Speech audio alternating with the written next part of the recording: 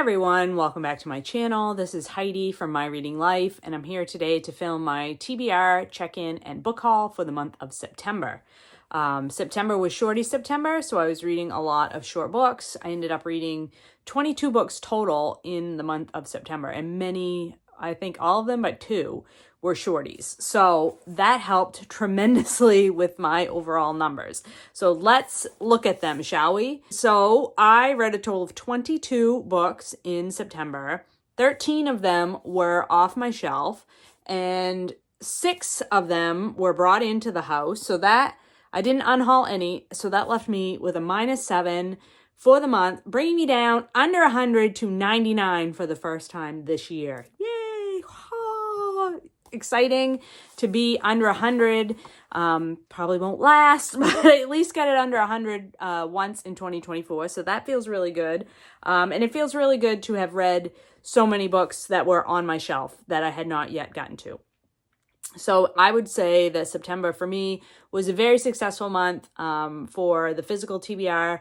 I will say I did not go to the library at all in September, and that is pretty evident by the fact that I did read a few books that were either on Scribd or Everand, as we're calling it now, and through my library app, so ebooks and audiobooks, but I did not, anything physical that I read was off my own shelves or was borrowed from family and friends. So I think that's very good. It was very helpful for me in reading down the physical TBR. I did bring in 6 books total for the physical TBR, one of which I read in September. So really only 5 to add to the total. So that's good. The one that I read, of course, was A Court of Frost and Starlight by Sarah J. Maas. This is book 4 in the A Court of Thorns and Roses series. It's a romantasy series, and I'm reading through that series.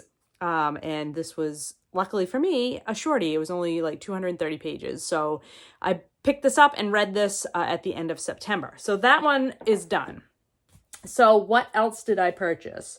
Most of these were purchased when I was, 4 of these were purchased when I was in Greenville, Maine on our little weekend getaway last weekend. And then one was the one that I purchased online because, let me go with that one first, because that is the Book Naturalist book club pick for the month of October, and that is The Forgotten Botanist, Sarah Plummer Lemon's Life of Science and Art by Wynne Brown, and this is a nonfiction. I will be reading this in the month of October. As I said, this is the Book Naturalist book club pick about a woman who was a naturalist and a scientist in the 1800s, so trying to hit that Victober reading theme during the month of October for Book Naturalist. So these last 4 are the ones that really were new to the house and were not. 3 were for a specific purpose, but 1 was not. The one that is not is this one, Birnam Wood by Eleanor Catton. This was a fiction novel that has been quite a lot on BookTube in the past year or so. It was on the BookTube prize list, and I am quite intrigued. It is, I think, about a group in Australia that are going on to unclaimed or unused pieces of land that are owned by other people and not asking permission, but simply starting to grow crops and plants on those parcels that are undeveloped. And they're doing this because of climate change and wanting to change how the world approaches environmental issues. And so they get into some kind of situation with a corporation or a corporate interest, I guess, is what I know of this book. It is a little bit of a longer novel, but I have heard enough to intrigue me.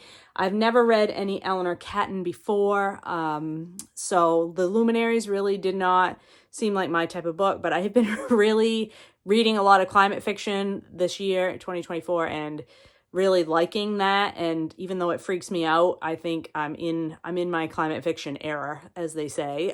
So I picked this one up when I saw it for sale in a gift shop in Greenville. And plus that cover is very cool. So that was it. Now, these next 3 I bought for a specific purpose, and that is they are all part of the Detective Lindley Mystery Series, which is the series that I am reading through with Britta Bowler. So these all came from a used bookstore in Greenville, and I picked up Careless in Red. Elizabeth George is the author, obviously. This is number 15 in the series, and we are up to,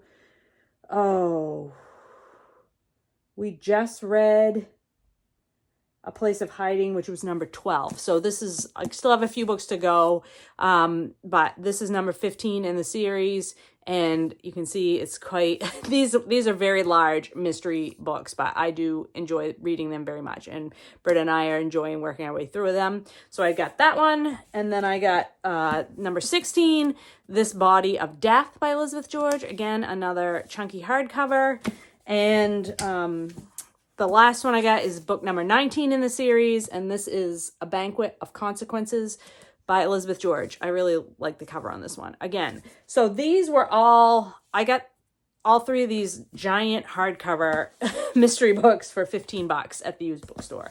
So that was a steal, I think. And you can see behind me, here are my, from here on, my Elizabeth George books. So I think I have all the ones that I need until number 18. I don't have number 18, so I'll have to fill that one in by the time we get to it. But like I said, we just finished number 12, so I've got time to get there. So those were the books that I brought in the month of September. Read down the physical TBR to get it under 100 for the first time this year, which is very exciting. And then, of course, after spending a whole month of reading short books, I've immediately jumped into reading 4 large books at once. So they're all huge books, nonfiction and fiction alike.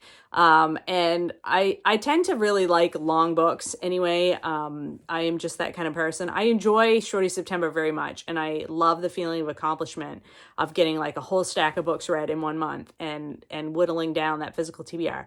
But honestly, I am a big girl. I am a big book girl. That's what I wanted to say. I am a big book girl at heart, and so the minute I was done with Shorty September, I was like, yeah, I'm gonna jump right in to a bunch of big books. And I had actually been reading some big books in the background that I did not finish.